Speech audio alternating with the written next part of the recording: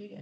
हम लोग का देखो इसके पहले जो चैप्टर में बताया था, हम लोग यूनिट 4 पढ़ रहे हैं। यूनिट 4 जो है 2 चैप्टर से मिलके बना है। फर्स्ट चैप्टर हम लोग का था जो पार्शियल डिफरेंशियल इक्वेशन होता है सेकेंड ऑर्डर का, उसका हम लोग क्या क्लासिफिकेशन कैसे करते हैं और उसको कैनोनिकल फॉर्म में कैसे कन्वर्ट करते हैं ना, जिसमें मैं टोटल 4 क्वेश्चन कराया हूँ, जिसमें से 2 क्वेश्चन एग्जाम के हैं, जो क्वेश्चन विदाउट एग्जाम वाले हैं ना। और उसके बाद देखो इसका सेकेंड चैप्टर स्टार्ट होता है, और सेकेंड चैप्टर जो है आपका यहाँ पर partial differential equations of second and higher order. ठीक है, partial differential equation of second higher order मतलब क्या है, द्वितीय और उच्च कोटि के आंशिक अवकल समीकरण ना। देखो सेकेंड ऑर्डर मतलब द्वितीय कोटि का, और उच्च ऑर्डर मतलब उससे भी ज्यादा कोटि का। ठीक है, मतलब द्वितीय कोटि और उच्च कोटि के आंशिक अवकल समीकरण। आगे लिखा है linear partial differential equation with constant coefficient. और क्या पढ़ेंगे हम लोग इसमें, linear partial differential equation with constant coefficient पढ़ेंगे। ठीक है यहाँ तक।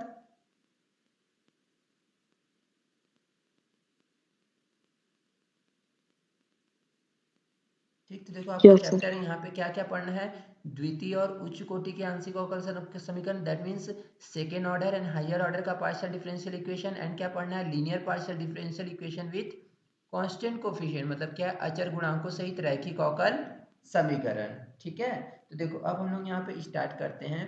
तो सबसे फर्स्ट हम लोग यहाँ पे थोड़ा सा एक चीज डिस्कस कर लेते हैं कि हम लोग यहाँ पे जो देखो द्वितीय कोटि उच्च कोटि ये तो समझते हो ना क्या होता है।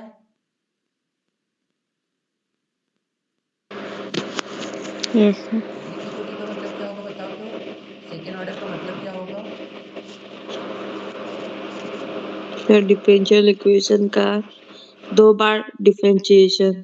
हाँ, और हम लोग यहाँ पे पार्शियल पढ़ रहे हैं तो पार्शियल के टर्म होंगे, जैसे अभी तक हम लोग पढ़े थे इसके पहले आर वाले टर्म होंगे, एस वाले टर्म होंगे और टी वाले टर्म होंगे, सेकेंड ऑर्डर होता है ना। ठीक है, और यहाँ पे देखो उच्च कोटि का मतलब क्या हो जाएगा, यहाँ पे हायर ऑर्डर का मतलब,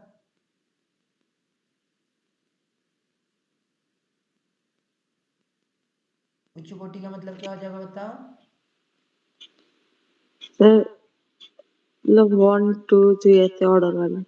दो से भी ज्यादा बार अवकलन हुआ होगा ना, दो से भी ज्यादा बार हाँ। डिफरेंशिएशन पार्शियल हुआ होगा, तो उसको हम लोग क्या बोलेंगे, उच्च कोटि का। क्लियर है।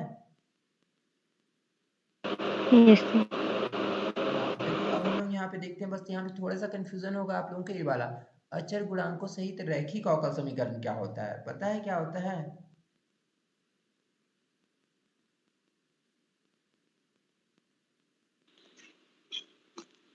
तो कांस्टेंट के साथ। हाँ, मतलब क्या होगा, कांस्टेंट के साथ अगर आपका लीनियर पार्शियल डिफरेंशियल इक्वेशन है तो उसको आप क्या बोलोगे। क्या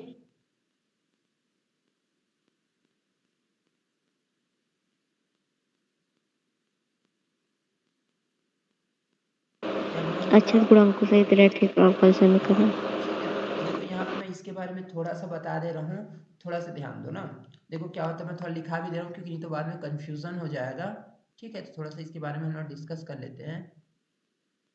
देखो सबसे पहले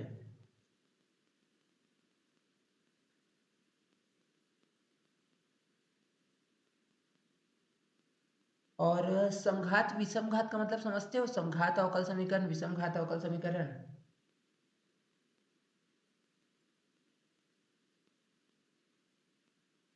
सर समघात में इक्वल टू में उसके 0 रहेगा। हाँ, इक्वल टू क्या होगा, होमोजेनियस में क्या होगा, इक्वल टू हम्म, जीरो, और जितने भी टर्म्स होंगे उनकी घात क्या होगी बताओ, समान होगी। ठीक है,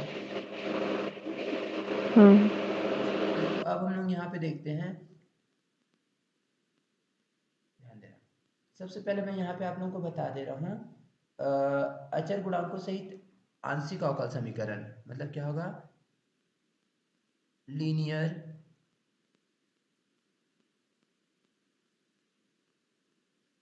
पार्शियल डिफरेंशियल इक्वेशन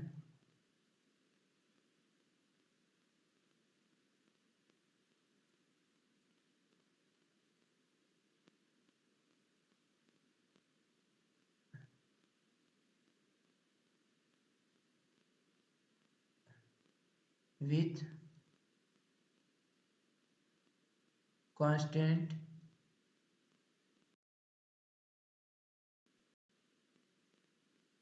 कोफिशिएंट्स, मतलब क्या होगा यहाँ पे,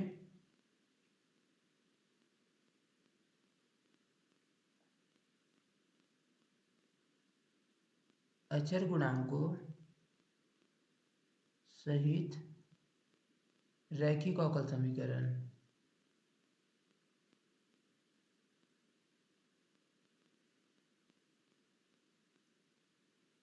अचर गुणांकों सहित रैखिक अवकल समीकरण ना, इसका मतलब क्या होता है? देखो यहाँ पे क्या होता है, मैं मिक्स लैंग्वेज में दिखा रहा हूँ ना। एक partial differential equation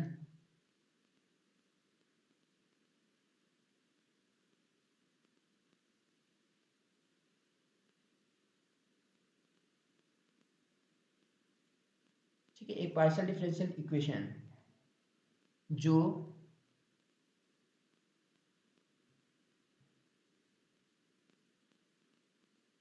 dependent variable,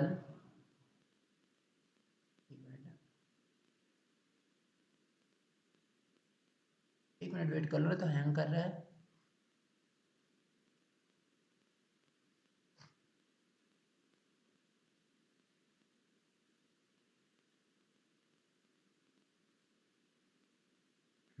जो डिपेंडेंट वेरिएबल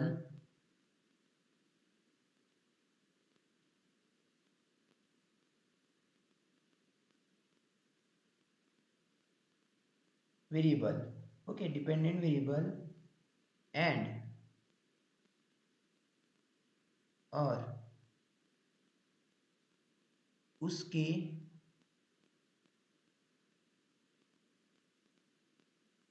अवकलजों के सापेक्ष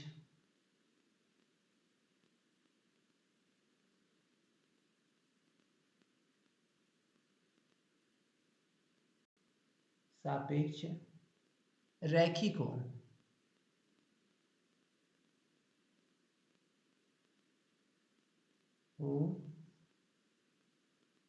और जिसमें गुणांक केवल अचर हो।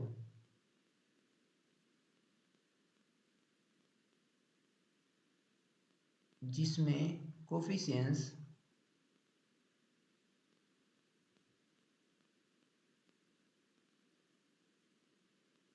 केवल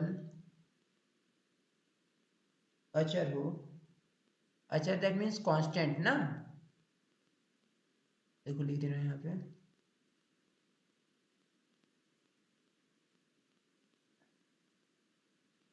कांस्टेंट हो। सर वो जीटी क्या है? क्या चीज बोले? जी और टी लिखा है जीटी कहाँ पर? ऊपर लिखे ना सर, एक पार्शियल डिफरेंशियल इक्वेशन जीटी। नहीं जीटी नहीं है, जो है। जो है क्या? अच्छा हाँ ठीक है, जो डिपेंडेंट वेरिएबल और उसके अवकलजों के सापेक्ष रैखिक, और रैखिक का मतलब क्या होता है बताओ? रैखिक का मतलब लीनियर होता है ना, क्या होता है? लीनियर। लीनियर हो ना, और जिसमें जो कोफिशिएंट्स होगा केवल क्या होगा? कांस्टेंट होगा, ठीक है। जी ठीक है, तो linear partial differential equation with constant coefficient कहलाता है linear partial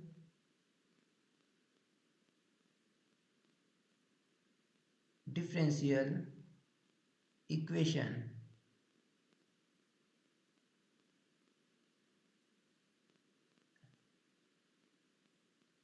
with constant coefficients कहलाता है ना। अब देखो यहाँ पे एक चीज ध्यान देना, अभी मैं यहाँ पे एक इम्पॉर्टेंट चीज बताऊंगा, ठीक है। और जिसमें देखो इसका जो एक्चुअली जो फॉर्म होगा, ठीक, देखो इस फॉर्मेट में होगा। देखो क्या दिया है यहाँ पर, अगर हम लोग बेसिकली देखें तो हम लोग यहाँ पे क्या लिखे, एक पार्शियल डिफरेंशियल इक्वेशन जो डिपेंडेंट वेरिएबल समझते हो ना क्या होगा? जो किसी चीज पे डिपेंड करता है, और उसके अवकलजों मतलब क्या होगा? उसमें जब डिफरेंशिएशन टर्म होगा वो कैसा होगा बताओ? डिपेंडेंट वेरिएबल का होगा ना। अवकलजों के सापेक्ष लीनियर हो, ठीक है, अवकलजों के सापेक्ष क्या हो? लीनियर। और जिसमें जो कोफिशिएंट होगा कैसे होने चाहिए? कोफिशिएंट कैसे होने चाहिए बताओ? अच्छा कांस्टेंट ना कांस्टेंट होना चाहिए, तो आप उसको क्या बोलोगे, linear partial differential equation with constant coefficient. Clear है यहाँ तक। और इसका जो यहाँ पे देखोगे, अगर बेसिकली ध्यान देना ना, क्या होगा यहाँ पर, जैसे जनरल फॉर्म में अगर हम लोग देखें तो देखो इसका जो फॉर्म होगा इस फॉर्म में होता है a0 d dash to n। Okay, a0 क्या होगा यहाँ पे, d डैश टू n। फिर उसके बाद हुआ यहाँ पर जैसे plus a1 d dash to, sorry, या फिर देखो ऐसा रहेगा, ध्यान दो डायरेक्ट यहाँ पे लिख रहा हूँ। एक मैं बता दे रहा हूँ होमोजीनियस, यहीं पे लिख दे रहा हूँ, और एक नॉन होमोजीनियस।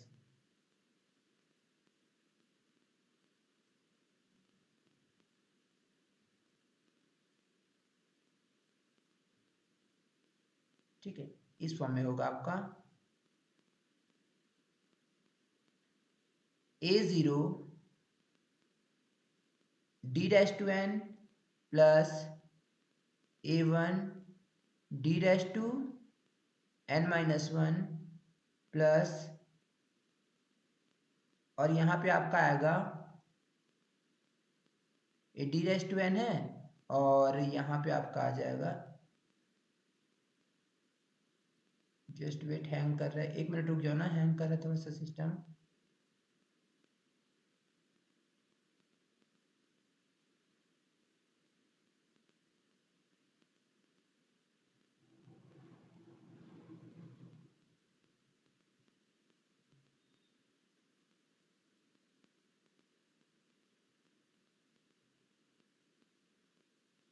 हाँ देखो क्या होगा बताओ, यहाँ पे a1 d dash to n minus one into क्या होगा यहाँ पे d डैश हो जाएगा। ठीक है, d डैश मतलब एक बार अवकलन हुआ है ना। फिर उसके बाद क्या होगा यहाँ पे प्लस, यहाँ पे क्या हो जाएगा dash dash dash dash dash dash, plus यहाँ पे होगा आपका an d डैश रैश टू n हो जाएगा। ठीक है, और यहाँ पे आपका बाहर क्या आ जाएगा, z इक्वल टू हो जाएगा यहाँ पे एफ एक्स कॉमा वाई। ठीक है, ये होगा आपका यहाँ पर partial differential equation with linear partial differential equation with constant coefficient. इसको हम लोग क्या बोलते हैं बताओ, linear partial differential equation with constant coefficient. Clear है यहाँ तक।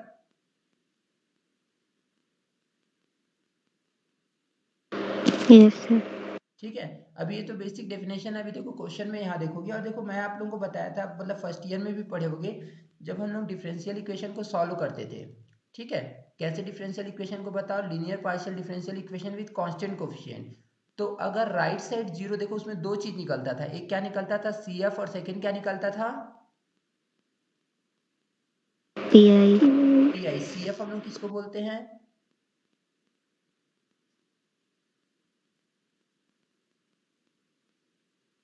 सहायक समीकरण।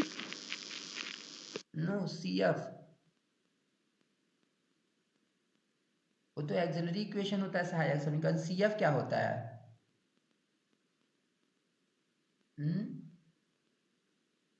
क्यों युवराज, CF क्या होता है,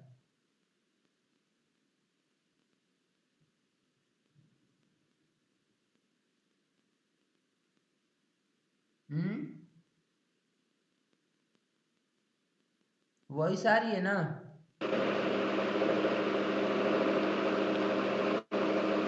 सर पूर्ण। CF क्या होता है, क्यों युवराज, वॉइस आ रही है युवराज, सबीना, यस सर। युवराज तुमको आ रही है, यस सर। दोनों युवराज बताओ।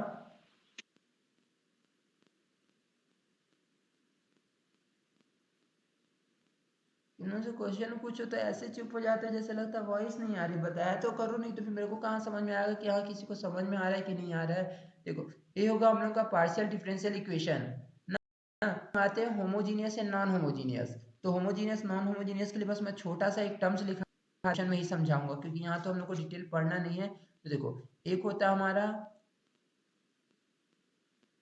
होमोजीनियस को हम लोग क्या बोलते हैं,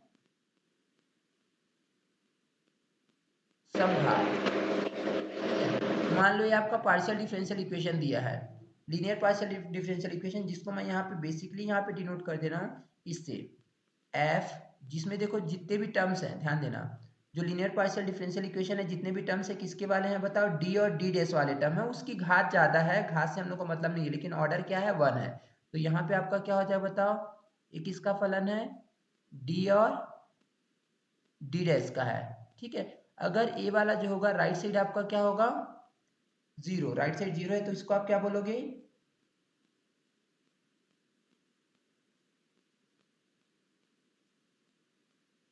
राइट साइड जीरो है तो क्या होगा,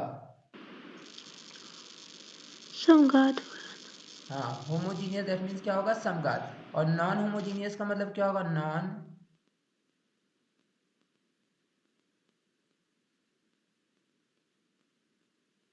जीनियस, इसको हम लोग क्या बोलते हैं, विषम घात। ठीक है, और नॉन होमोजीनियस में देखो क्या होगा आपका कि F D comma D dash, ये किसके इक्वल होगा, एफ एक्स कॉमा वाई के। क्लियर है यहाँ तक।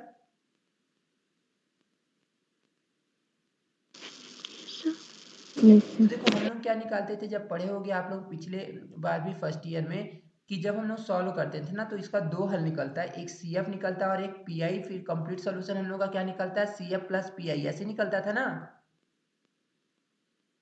Yes sir. ठीक है, और देखो अगर राइट साइड हम लोग का जीरो दिया मतलब होमोजीनियस है, तो उसमें तो पी आई निकलता ही नहीं, उसमें जो सी एफ होता है वही हम लोग का क्या होता है, कंप्लीट सोल्यूशन होता है। अगर राइट साइड जीरो नहीं है, दैट मीन्स अगर हमारा नॉन होमोजीनियस है, तो इसमें सी एफ और पी आई दोनों निकलेगा, और दोनों को ऐड करोगे तो वहां पे आपका क्या मिल जाएगा बताओ, कंप्लीट सॉल्यूशन। क्लियर है यहाँ तक। Yes sir. अब देखो यहाँ पे CF निकालने का अलग अलग रूल है, बहुत सारे CF निकालने का रूल है ना, तो उसके अकॉर्डिंग हम लोग यहाँ पे CF को यहाँ पे फाइंड आउट करेंगे। ठीक है, तो देखो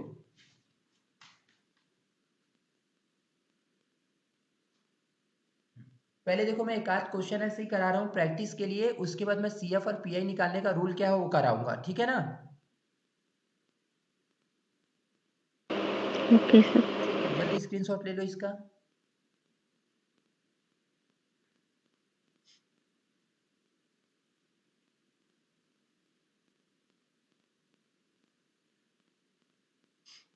हो गया। Yes sir. ओके, देखो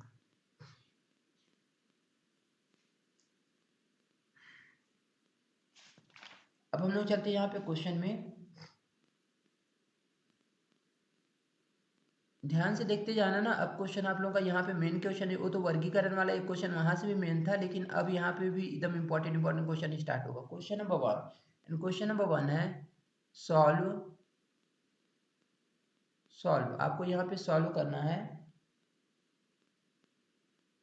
डेल स्क्वायर जेड अपॉन में del x square minus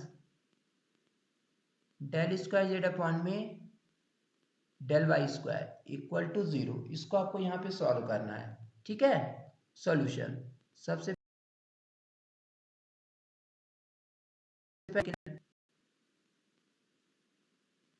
partial differential equation is partial differential equation is, ठीक है, जो दिया गया आंशिक अवकल समीकरण है वो क्या है आपका यहाँ पर डेल स्क्वायर जेड अपॉन में del x square minus del square Z upon में क्या है del Y square equal to क्या होगा यहाँ पर 0। ठीक है, अब एक चीज ध्यान देना यहाँ पर कि इसको हम लोग क्या बोले यहाँ पर इक्वेशन नंबर, या फिर छोड़ दो इसको। देखो अब क्या करोगे यहाँ पर, देखो यहाँ पे हर क्वेश्चन में मैं एक चीज बता दे रहा हूँ, यहाँ पे साइड में ध्यान देना। डी हम लोग यहाँ पे यूज करेंगे एक, किसके लिए, डेल बाई डेल एक्स के लिए, ठीक है। एंड डी डैश यूज करेंगे हम लोग किसके लिए, जैसे पिछले बार किए भी थे ना, डेल बाई डेल वाई के लिए। क्लियर है? Yes sir. ठीक है। अगर ऐसा यहाँ पे हम लोग यूज करेंगे तो देखो आपका इक्वेशन कैसे कन्वर्ट हो जाएगा।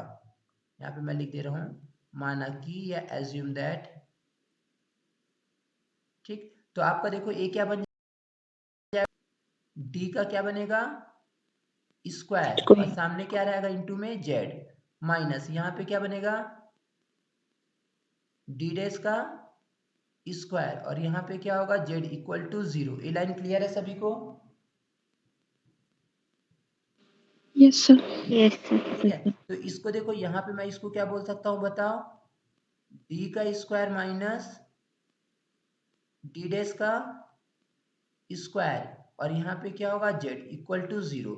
अब ये मेरे को बताओ, ये तो आपका देखो यहाँ पे, बट एक मिनट, देखो थोड़ा सा गलत हो गया यहाँ पर, ये होगा आपका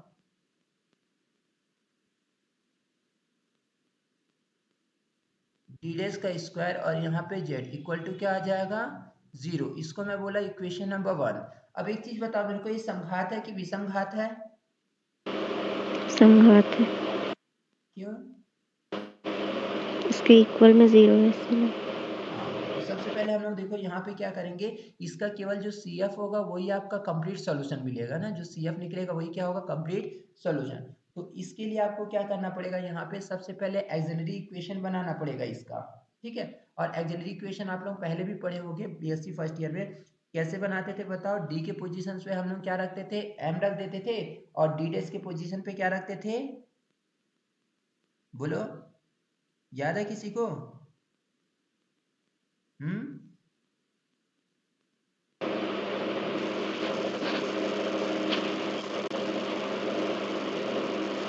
नहीं पता? सर एक बार देखो डी के पोजीशन पे हम लोग क्या रखते हैं यहाँ पर, एम। m रखते हैं, हाँ, और डी डैश के पोजीशन पे क्या रखते हैं, 1 रखते हैं ना, और उसको हम लोग किसके बराबर लेके चलते हैं, 0 के बराबर। किसके बराबर रखते हैं, यस 0 के जी, बराबर ना। तो देखो अब 0 क्या के। लिखोगे यहाँ पे, हाँ देखो यहाँ पे मैं लिख रहा हूँ, substituting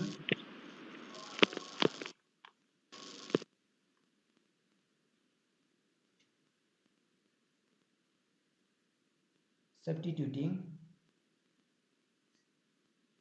m,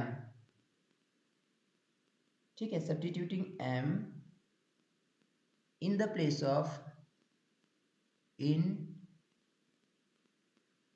place of d and 1 in प्लेस ऑफ डी डैश, ठीक है। Auxiliary equation, then auxiliary equation,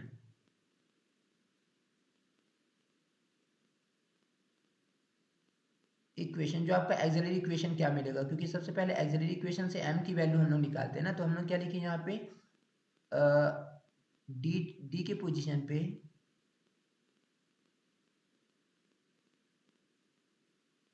पर m तथा डी डैश के स्थान पर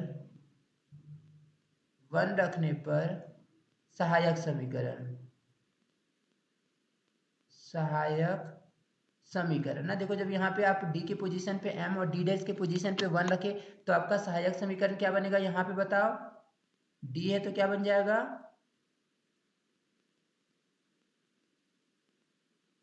एम स्क्वायर माइनस हाँ 1 का square is equal to 0। m square minus क्या होगा यहाँ पे, 1 का स्क्वायर इक्वल टू 0। 0। तो दैट मीन्स क्या मिला आपको,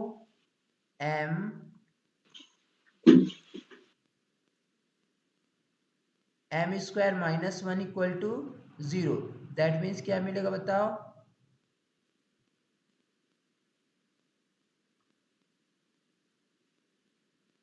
m square is m equal to square 1 equal to 1, then m की वैल्यू आपको क्या मिलेगी? plus minus 1 प्लस माइनस 1, मतलब m की यहाँ दो वैल्यू मिल गई, एक वैल्यू क्या मिली है बताओ? +1 और सेकेंड वैल्यू क्या है? -1। दैट मीन्स ऐसा आप लिख सकते हो m इक्वल टू एक वैल्यू +1 एक वैल्यू -1, आगे पीछे किसी को भी लिखो, इससे कोई इफेक्ट नहीं पड़ता, ठीक है? ठीक, तो यहाँ पे क्या होगा? हैंस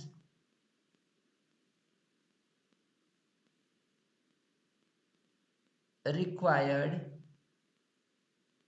जनरल सॉल्यूशन, जनरल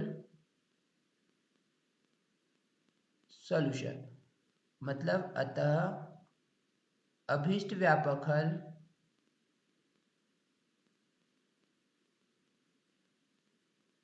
व्यापक हल ना, जो आपका अभीष्ट व्यापक हल होगा वो क्या होगा? देखो, जब m की वैल्यू डिफरेंट डिफरेंट मिलती है, ध्यान देना ना, जब m की वैल्यू डिफरेंट डिफरेंट मिलती है तो उसका व्यापक हल, दैट मीन्स जो जनरल सोल्यूशन होता है क्या होता है? ध्यान दोगे, z equal to 5 1, z equal to क्या होगा? 5 1, यहाँ पे होगा y, m की दो वैल्यू होती है ना, दो वैल्यू यहाँ पर दिया है, तो पहली वैल्यू को हम लोग क्या बोलेंगे? y m1 x, okay, plus यहाँ पे क्या लिखोगे? 5 2, और यहाँ पे क्या होगा? y plus m2x। इसका फॉर्मेट है बनाने का ना, अभी मैं इसको आगे बताऊंगा कि रूल कब हम लोग का कौन सा फॉर्मेट अप्लाई होता है, ठीक है? अभी केवल मैं क्वेश्चन बेसिक बता रहा था, इसलिए अभी नहीं स्टार्ट किया हूँ, 2 4 क्वेश्चन हो जाएगा, देन मैं इसका फॉर्मेट लिखा दूंगा कि अगर जो m की वैल्यू इस टाइप से आएगी तब हम लोग कैसे बनाएंगे, और m की वैल्यू अगर दूसरी तरह से आएगी तब कैसे बनाएंगे, ठीक है ना? Yes sir.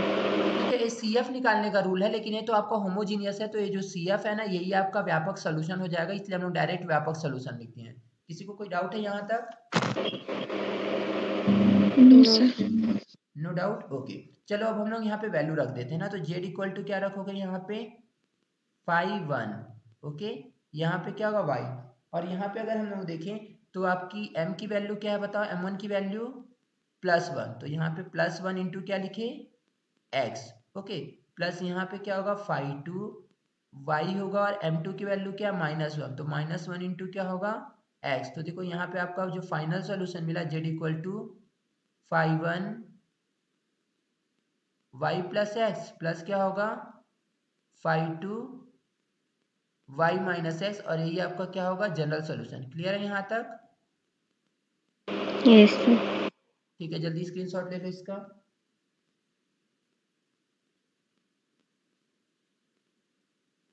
जहाँ 5 1 और 5 2 क्या होगा बताओ?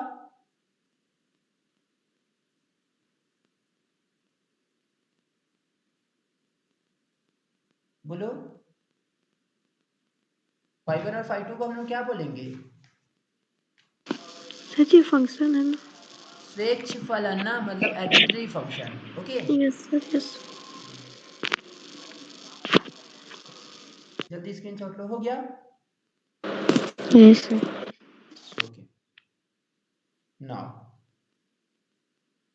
नेक्स्ट क्वेश्चन स्टार्ट कर रहा हूँ, एंड क्वेश्चन नंबर 2,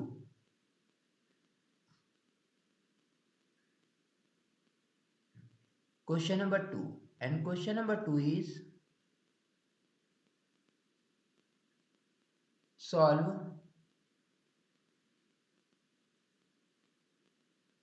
आपको यहाँ पे सॉल्व करना है 25r minus 40s plus 16t equal to 0 solution. ठीक है, इसके लिए अगर हम लोग देखें तो गिवन पार्शियल डिफरेंशियल इक्वेशन आपका है पार्शियल डिफरेंशियल इक्वेशन इज, ठीक है, गिवन पार्शियल डिफरेंशियल इक्वेशन क्या है? 25r minus 40s plus 16t equal to 0। ठीक है, अब देखो ध्यान दो, आप लोग पढ़े हो इस r का मतलब क्या होता है बताओ? del z अपॉन del x हाँ, डेल स्क्वायर जेड अपॉन में del z square.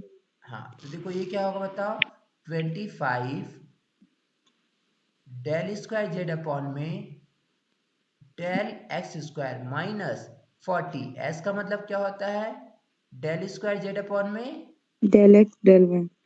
Del x del y या डेल वाई डेल एक्स, तो हम लोग जनरली जो यूज करेंगे del x del y use करेंगे, ठीक है। प्लस 16 यहाँ पे क्या होगा, डेल स्क्वायर जेड अपॉन में डेल स्क्वायर डेल जेड में del Y square. Y square equal to 0। Okay, अब अगर इसको हम लोग डी के फॉर्मेट में लिखे, ठीक है, तो जेड तो पूरे में कॉमन दिख रहा है ना, यस सर। तो इसको हम लोग क्या लिख सकते हैं बताओ, ऐसा लिख सकते हैं क्या, 25 डी स्क्वायर, बोलो, minus 40 del square S del y, मतलब यहाँ पे डी वाले टर्म भी हैं, एक बार एस के सापेक्ष हुआ और एक बार क्या है वाई के सापेक्ष, तो डी डी डैश। क्लियर है यहाँ तक? Yes sir. हाँ, प्लस क्या होगा बताओ यहाँ पर, 16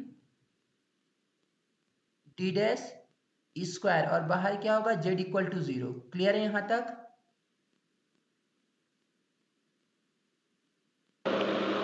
यस सर।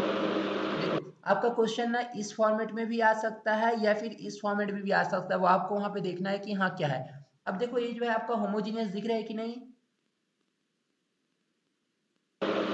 दिख रहा है सर। Yes sir. क्यों होमोजीनियस है बताओ? Sir D is equal to M put करेंगे और एम और डी डैश नहीं इज इक्वल टू होमोजीनियस क्यों है ये मेरे को बताओ। इक्वल में इक्वल में 0 है 0 है इसलिए। Sir.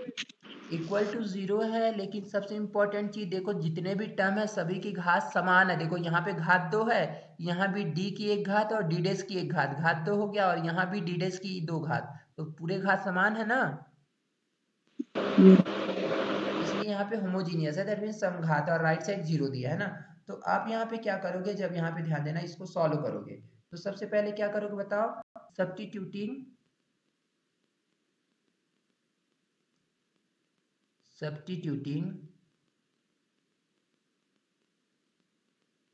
m in place of d and 1 in place of, wait ना, हैंग कर रहा है system, in place of d dash auxiliary equation,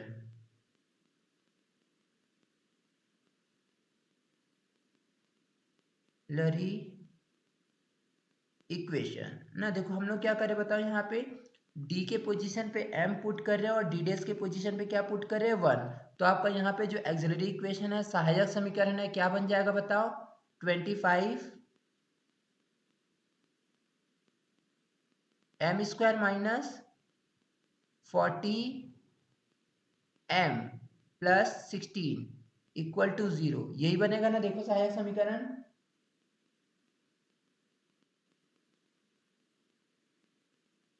देखो किसी को कोई डाउट है यहाँ तक? No sir. क्लियर है ना?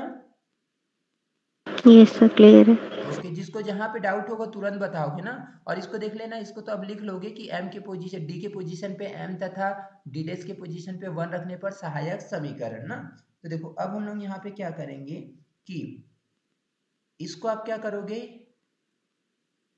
25 m स्क्वायर माइनस 40 को आप क्या लिख सकते हो, 20m माइनस 20m प्लस क्या होगा 16 इक्वल टू 0। क्यों ऐसा किया, देखो यहाँ पे 16 और 25 का मल्टीप्लाई करोगे तो 400 आ जाएगा ना। देन देखो यहाँ पे 40 है, अब देखो इसको 40 को -20 लिख सकते हो, इन दोनों का मल्टीप्लाई करोगे तो 400, मतलब ये क्वाड्रेटिक इक्वेशन को हम लोग ब्रेक कर दिए है ना।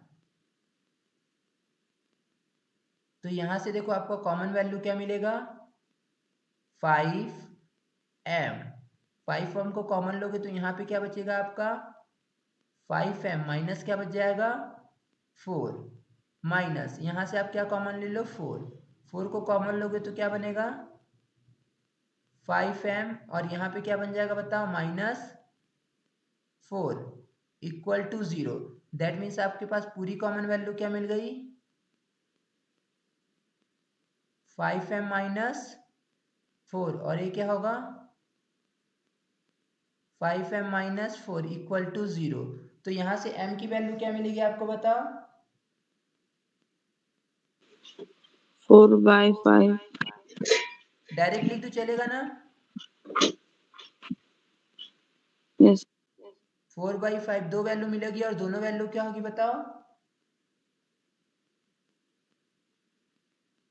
सेम। सेम होगी ना। तो देखो अब दोनों वैल्यू, तो इसके लिए अभी तक देखो यहाँ पे m की दो वैल्यू निकली थी और दोनों वैल्यू कैसी थी, डिफरेंट। अलग अलग। डिफरेंट। अब दोनों वैल्यू यहाँ पे सेम हो गई, तब आपका यहाँ पे सॉल्यूशन कैसे मिलेगा, क्योंकि इसका CF जो होगा वही आपका कंप्लीट सॉल्यूशन होगा ना, तो CF तो हम लोग निकालेंगे ही, वही आपका सॉल्यूशन होगा। तो देखो क्या लिखोगे, therefore hence required solution is, required solution या फिर जनरल सॉल्यूशन या फिर बोलोगे अतः अभीष्ट हल सॉल्यूशन।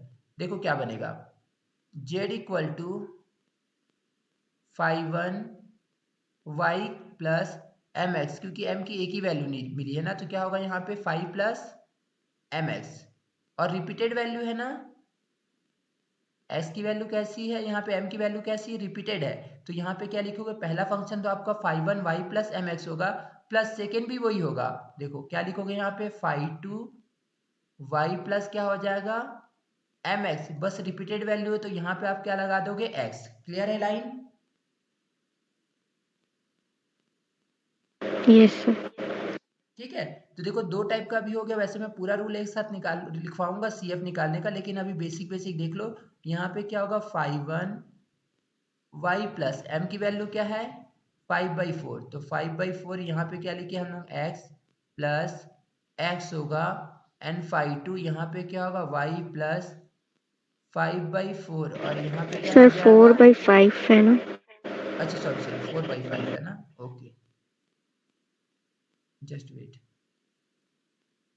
क्या आ जाएगा यहाँ पर 4/5 है ना, तो यहाँ पे आपके पास क्या आएगा 4/5x, और यहाँ भी क्या आ जाएगा 4/5x।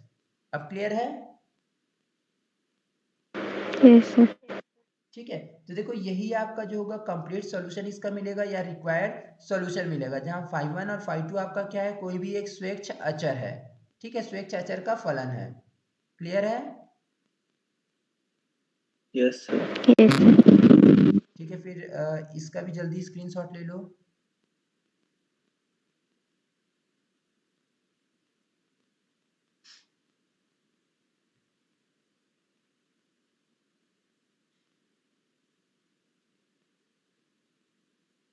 हो गया, यस सर। अब देखो यहाँ पे हम लोग क्वेश्चन नंबर 3, क्वेश्चन नंबर 3 है आपका सॉल्व, आपको यहाँ पे सॉल्व करना है r plus T plus 2s, r plus T plus 2s equal to 0, ठीक है, इसको आपको सॉल्व करना है। तो हम यहाँ पे सॉल्यूशन करते हैं इसका, given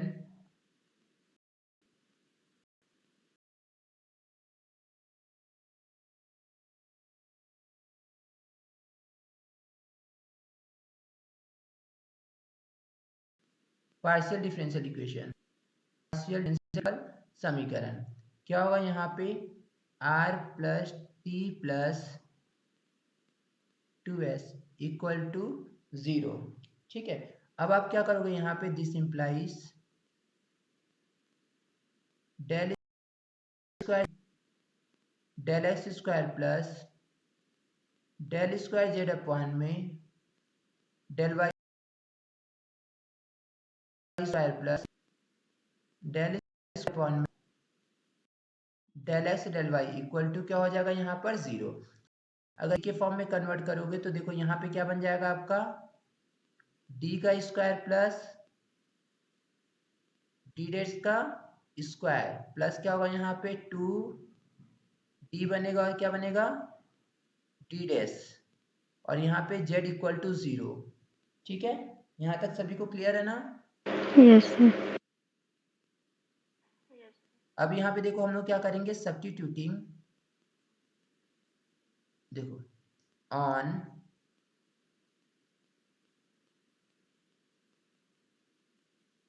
substituting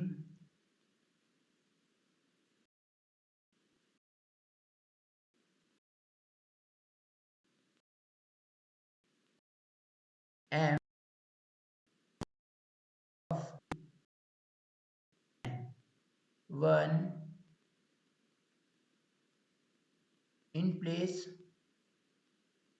of d dash auxiliary equation, then आपका यहाँ पे जो एक्सिलरी इक्वेशन बनेगा, इक्वेशन ओके, डी के पोजीशन पे हम लोग यहाँ पे m पुट करेंगे, डी डेश की पोजीशन पे 1 पुट करेंगे, तब आपका एक्सिलरी इक्वेशन यहाँ पे क्या बनेगा, m स्क्वायर प्लस 1 का स्क्वायर प्लस 2m, ठीक है, इक्वल टू क्या बनेगा 0। दैट मीन्स क्या बन गया यहाँ पे, m square plus 1 plus 2m equal to हो m प्लस 0, +1 कर दो। हाँ m+1 का होल स्क्वायर मतलब a प्लस बी के होल स्क्वायर के फॉर्मेट में है, तो यहाँ से m की वैल्यू क्या मिलेगी, -1 -1 -1 कॉमा -1, दो वैल्यू मिली और दोनों सेम है। जब दोनों वैल्यू सेम है तो यहाँ पे आपका जो सॉल्यूशन होगा क्या होगा, हैंस रिक्वायर्ड सॉल्यूशन, जो आपका यहाँ पे रिक्वायर्ड सॉल्यूशन बनेगा वो क्या बनेगा, z इक्वल टू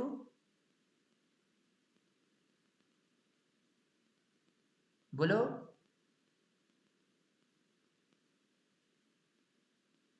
जल्दी बोलो, अभी जस्ट पढ़े हो इसके पहले क्वेश्चन,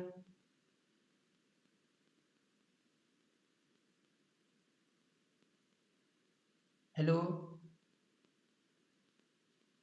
सर 5 ब्रैकेट में y plus mx plus x 5 हाँ क्या होगा, 5 1 mx y plus plus x mx 5 x y plus 5 mx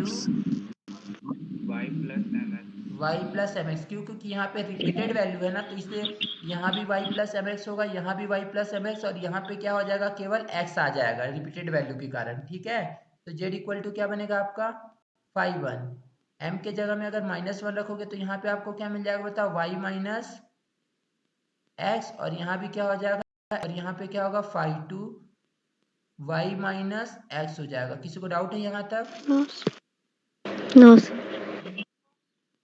no doubt, ठीक है, जल्दी स्क्रीनशॉट लो।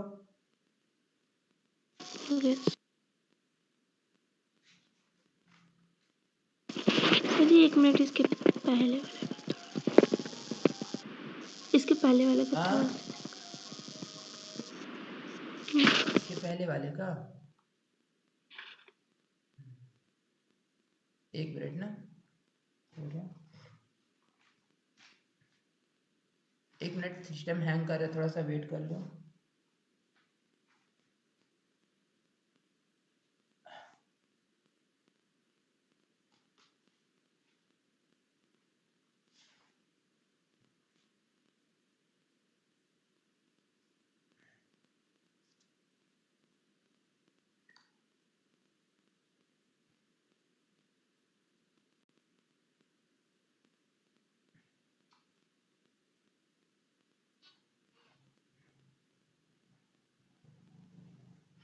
हो गया, यस सर। हो गया ठीक,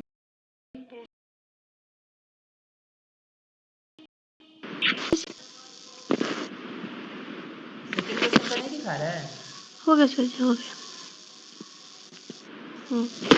हो गया, यस थर्ड क्वेश्चन का ले लिए, यस। ओके, अब चलो हम लोग यहाँ पे नेक्स्ट क्वेश्चन में चलते हैं ना।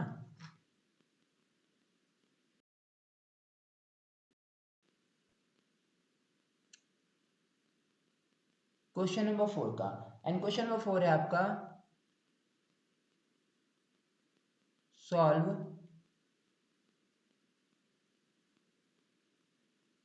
डेल क्यूब जेड अपॉन में del x cube minus 7 del square Z upon में, सॉरी डेल क्यूब जेड है ना actually, del cube z upon में del x and del Y square है ना। फिर यहाँ पे है plus 6 del cube z upon में del y cube equal to 0 है। ठीक है, इसको आपको सॉल्व करना है। तो सबसे पहले is give partial differential is, जो आपका पार्शियल डिफरेंशियल इक्वेशन है वो है डेल क्यूब जेड अपॉन में minus 7 del cube z upon में del x del Y square plus 6 del z upon में del y cube equal to 0। Okay, अब इसको हम लोग डी और डी डैश के फॉर्म में कन्वर्ट करेंगे तो क्या हो जाएगा बताओ, जल्दी बताओ। D D D cube D cube D minus cube 7 हाँ 7 सर जी ये डेल क्यूब 7 मतलब हाँ D into sir D D dash और D D into dash square D dash into D D dash square होगा क्योंकि y के सापेक्ष दो बार हुआ है ना, तो डी x के सापेक्ष एक बार तो d हो गया, y के सापेक्ष दो बार तो D dash square. Okay, plus क्या होगा 6 D dash D cube D dash cube हो जाएगा। ठीक है, अब बाहर क्या आ जाएगा जी जेड z इक्वल टू, ये आप फॉर्म में कन्वर्ट हो गया। अब हम लोग क्या करेंगे बताओ, यहाँ पे जैसे करते थे on substituting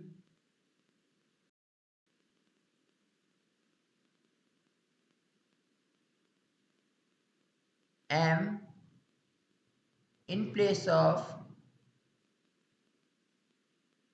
d, okay, and 1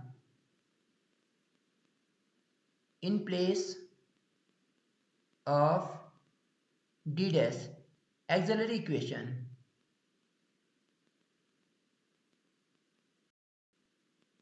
तब यहाँ पे आपका auxiliary equation देखो क्या कन्वर्ट हो जाएगा, m cube minus 7 m into 1 का स्क्वायर प्लस क्या होगा यहाँ पे 6 इंटू क्या होगा, सॉरी हाँ 1 का स्क्वायर और इक्वल टू क्या हो जाएगा 0। दैट मीन्स क्या मिला, m cube minus 7 m plus 6 equal to 0। यहाँ तक किसी को कोई डाउट है? नो सर क्यूब है ना, यस ठीक है। अब देखो यहाँ तक जब हम लोग का आ गया तब हम लोग का एक क्यूबिक इक्वेशन हो गया। अब क्यूबिक इक्वेशन को कैसे ब्रेक करोगे बताओ,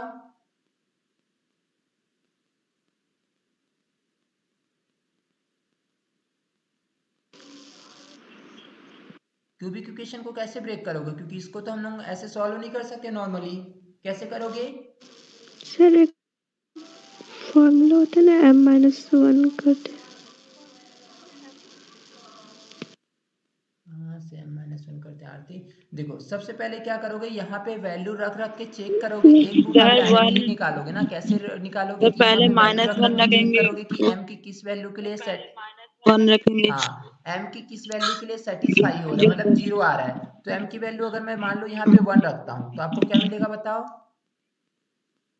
1 का क्यूब माइनस 7 प्लस क्या होगा 6। 1 का क्यूब मतलब 1, 1 प्लस 6 कितना होगा 7 minus 7 equal to 0। Yes, balance हो रहा sir. है क्या? m इक्वल टू 1 Yes, रख रहे sir. हैं तो बैलेंस हो जा रहा है ना। तो इसका मतलब क्या है, m इक्वल टू 1 इसका एक रूट है। तो अगर m इक्वल टू 1 इसका रूट है तो M plus फैक्टर क्या 1. बनेगा? m Yes, sir. माइनस 1 बनेगा ना। m इक्वल टू 1 यहाँ पे रूट है तो फैक्टर क्या बनेगा? m माइनस 1 बनेगा ना। Yes, sir. क्लियर है Yes, sir. सभी को? ओके, तो यहाँ पे आपका क्या बनेगा, एक फैक्टर यहाँ पे आपका मिल गया m माइनस 1। ठीक है, तो अब देखो, अब उसके बेसिस पे हम लोग इसको बैलेंस करेंगे। कैसे बैलेंस करेंगे तो ध्यान देना। वेट करो, थोड़ा स्क्रीन रुक गया है।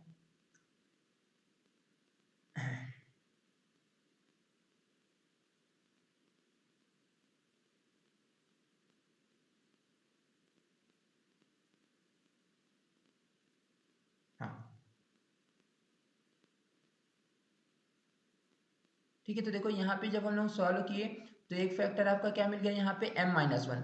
तो इसको मैं ऐसा लिख सकता हूँ, m माइनस 1 है ना, तो हम लोग फैक्टर को कितने बार लिखेंगे? 3 बार। 3 times m minus 1 then m minus 1, और यहाँ पे क्या होगा m माइनस 1। अब इसके बेसिस पे हम लोग यहाँ पे इक्वेशन को बैलेंस करेंगे। ठीक है, तो चलो हम लोग इक्वेशन को भी बैलेंस कर लेते हैं। कैसे? देखो, फर्स्ट टर्म इसका m है, लेकिन आपको लाना कितना है? Yes, sir. तो M से. इसमें किससे मल्टीप्लाई करना पड़ेगा? m स्क्वायर से। ठीक है, ठीक है, तो यहाँ से m क्यूब बन गया। अब m स्क्वायर का मल्टीप्लाई माइनस 1 के साथ करोगे तो कितना मिलेगा बताओ? Minus M square. Minus M square, लेकिन यहाँ तो आपको m स्क्वायर लाना ही नहीं है, तो इसको हटाना पड़ेगा। तो आप यहाँ पे किससे मल्टीप्लाई कर दो? प्लस m से। हो गया, m square Yes, cancel sir. हो जाएगा। ठीक है, अब इसके बाद m का मल्टीप्लाई माइनस 1 के साथ करोगे तो माइनस m हो जाएगा ना। क्या हो जाएगा? Minus m।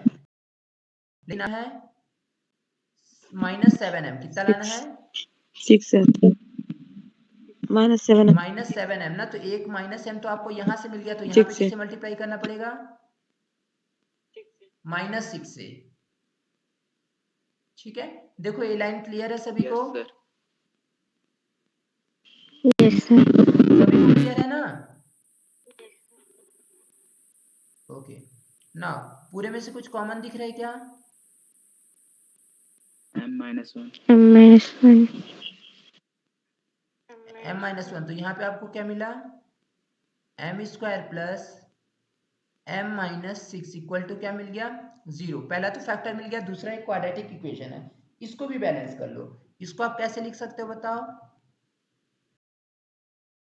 माइनस 1, इसको मैं ऐसा m स्क्वायर प्लस 2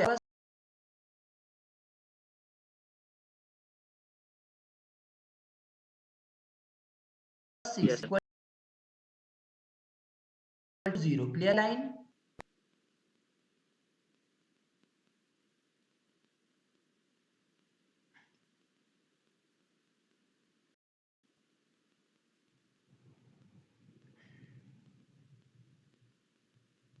वेट करो ना, इसके थोड़ा सिस्टम हैंग कर रहा है। हाँ, अब देखो, अब हम लोग क्या करेंगे यहाँ पर,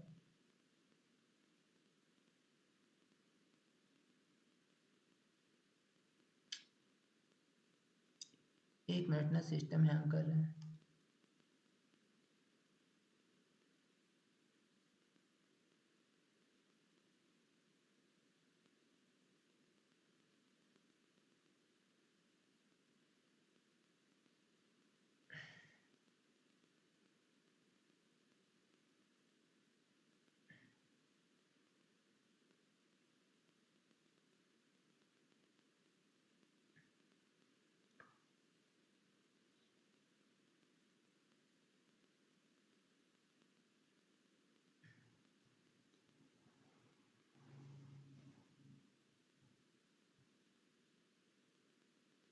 देखो बोर्ड दिख रहा है क्या सभी को? Yes, sir. No sir. नहीं दिख रहा है। वेट करो ना सर, सिस्टम हैंग कर रहा है।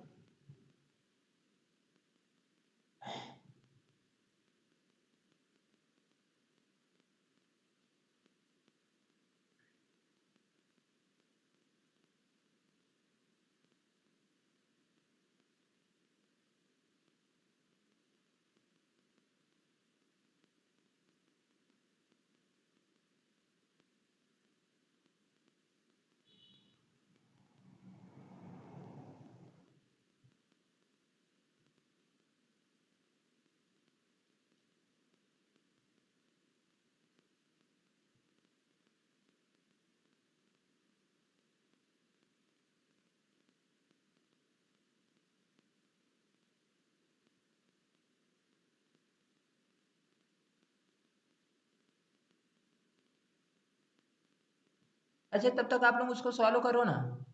यहाँ सिस्टम तो हैंग कर रहा है, उसको सॉल्व करो, एम की वैल्यू निकालो क्या क्या आ रही है।